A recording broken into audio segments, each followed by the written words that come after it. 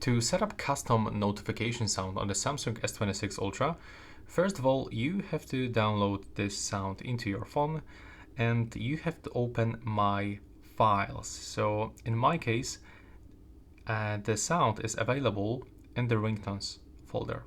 So we have to just open internal storage and locate your files. It depends if you got it on the downloads or any other folder, you have to just go for it.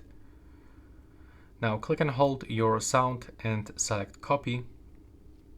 Here, expand to see our internal storage, and you have to just simply paste your sound into the notification folder.